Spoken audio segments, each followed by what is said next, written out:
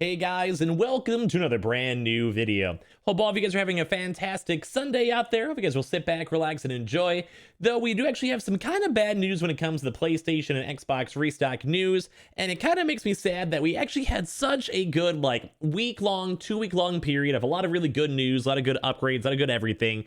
And of course, we always have to go and bring it on down and be a little bit sad internally. So I feel like I should always go and talk about this stuff, even though it's not the funnest news, but I usually like to try to put a little bit more of a positive twist on it, because I'm not really a big fan of the doom and gloom out there when it comes to everyone just being sad and worried and we just want to get our consoles. So I'm going to go talk about this. We actually have some major news when it comes to some big CEOs in the industry, talking about all this stuff, talking about really bad numbers, talking about everything that's, well, not good to go in here. But at least we can go talk about it. And like I said, I'll try to put a positive twist on this out there as well for all of you guys out there watching. If any of you guys are brand new, make sure you guys are subscribed with the notifications on, or be subscribed for our ongoing PS5 giveaways, like our 4th giveaway going on. Leave a like on the video if you guys enjoy. Comment down below your thoughts. We have the Amazon links down below if you guys just want to check for cancellations or warehouse sales or whatever. We also do have the Weeble. Sign up for Weeble. Deposit $100. You guys go get free stock, free money.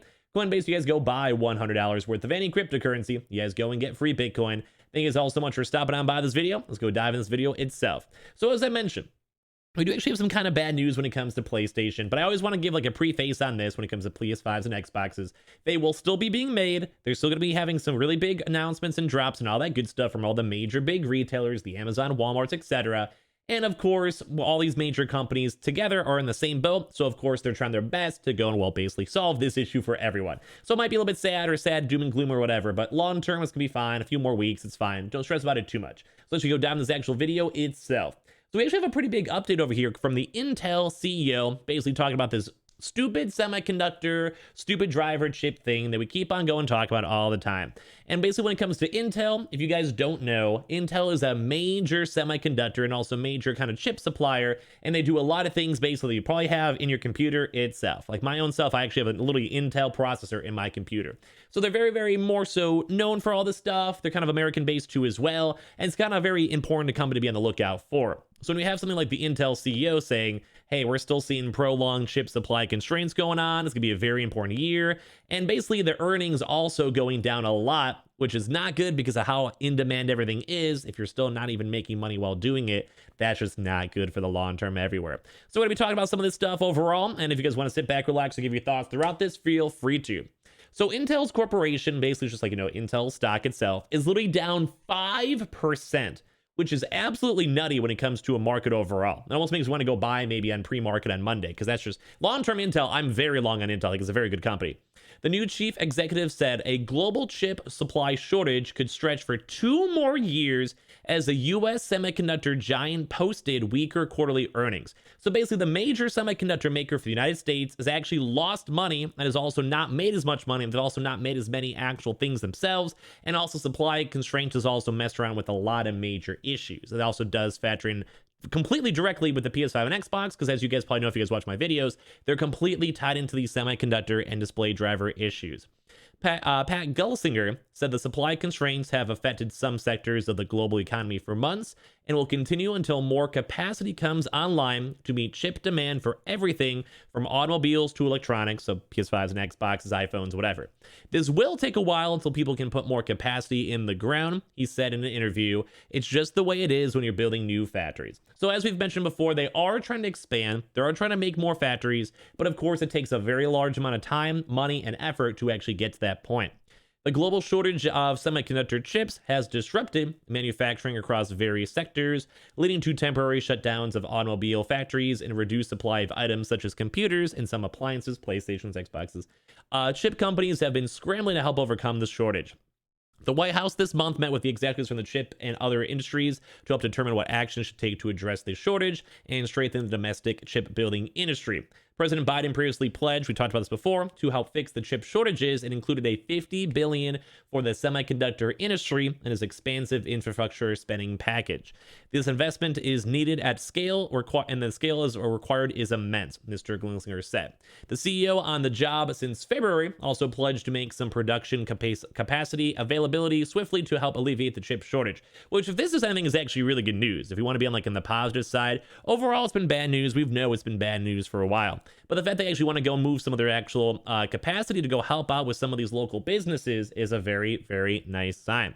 Mr. Gelsinger, who is fast-tracking efforts to re-energize the company, said the outlook projecting sales of $77 billion this year, $500 million higher than the previously expected, is a supply-constrained guide for the year.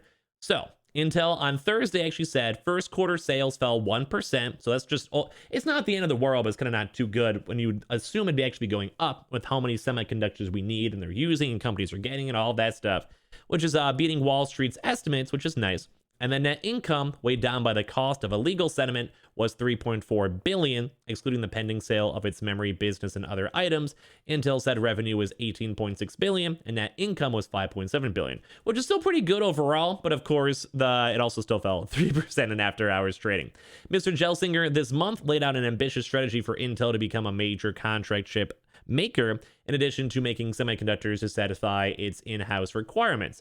This also has a $20 billion spending commitment to build two new semiconductor plants in Arizona. Basically, it's a really big year. So kind of like to kind of branch it all together, because I'm probably just kind of rambling on this one. It's just not good because we were expecting better from Intel. Intel CEOs are still assuming that these numbers are going to be even worse, that the actual supply constraints could be even longer. And while they are trying to have some good news, they're trying to go more so allocate different types of production into different things. And that could also lead into, cars or other things like, like PlayStations, etc. It's still really constrained. And overall, the numbers are not as good as they were expecting. And I'm on the exact opposite. I was expecting, with everyone clamoring for these semiconductors, that it actually would go up. Like profits would go up because every company would either be paying more money or want bigger contracts or anything.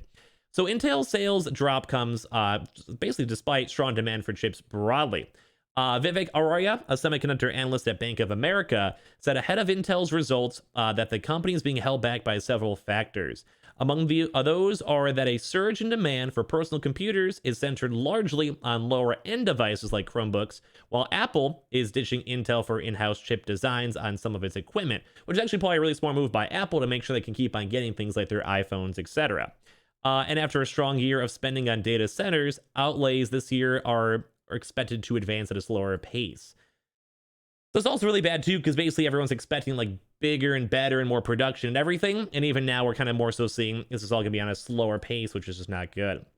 Mr. Ara's expected Intel sales growth to trail that of the broader sector, which he projects will increase around 15% this year. So basically a major like semiconductor supplier is also even falling behind everything else, which is just not good. Mr. Gelsinger is trying to rebuild the company that has suffered repeatedly setbacks in making the most advanced chip and that has lost ground to Asian rivals. Mr. Gelsinger's last month said the company was making progress on its newest chips, though analysts have said they want more detail. So they're making progress, they're doing good, they're making more chips, they're making more factories, but like I said, it still takes time to go do it. This is overall kind of bad news because the numbers that they're projecting are even lower than expecting.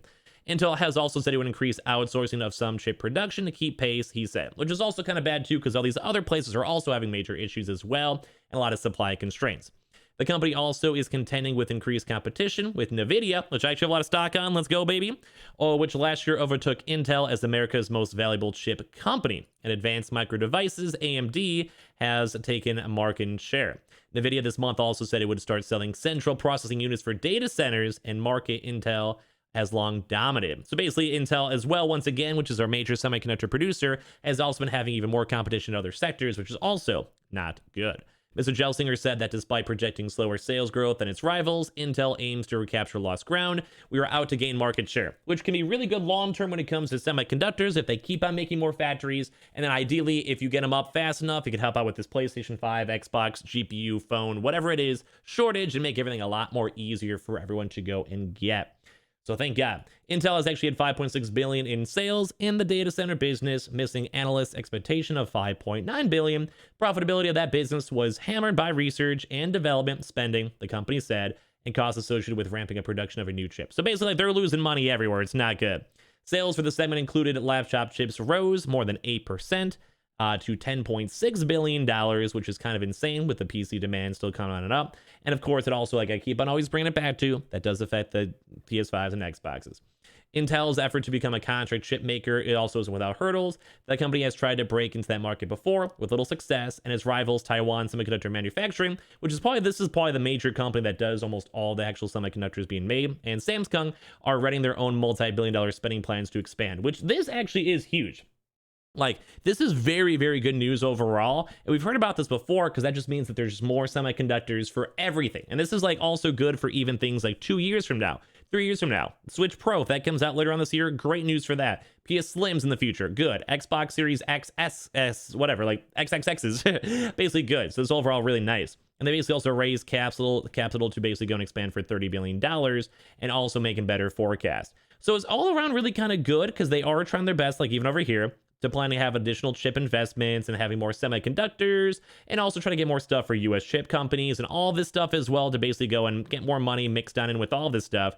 But it is kind of bad too because as of right now, they keep on still assuming this major supply issue is going to keep on going for a very long time, and they're actually seeing less profitability and less production being made overall for these semiconductors, which does impact go and affect the PS5 and Xbox. So it actually kind of shows that the production has slowed, and also production for things like consoles, GPUs, phones, whatever, has also slowed because we have less semiconductors as well. So overall, not too good news, but of course, they are still churning things out. They're still making stuff. We're seeing big expansions over here from Intel, TSM to go and funnel up even more semiconductor factories. So long term, it's very good, but short term and midterm for all of us trying to get our consoles, GPUs, or whatever, it's not the best news. So that's kind of my thoughts on this. We do have solutions with Biden and other things mixed on in, but sadly, we kind of have to go and keep on seeing where the winds keep on taking us. And it's really not fun to kind of go and see where these companies are going to be going in the next 2 months because we all just want our consoles. Thank you guys all so much for watching. I appreciate you guys all for existing. Leave your comments down below. And if you guys want to, make sure you guys are subscribed with the notifications on or be subscribed for the PS5 giveaway. We have the Twitter and Twitch stream link down below. We, of course, also have the Weeble. Sign up for Weeble, deposit $100. You guys go get free stock, free money. Coinbase, you guys go buy $100 worth of any cryptocurrency. You guys go and get free Bitcoin. I appreciate you guys all so much for existing. Love you guys all. All the links down below. And I'll see you guys up on the next one.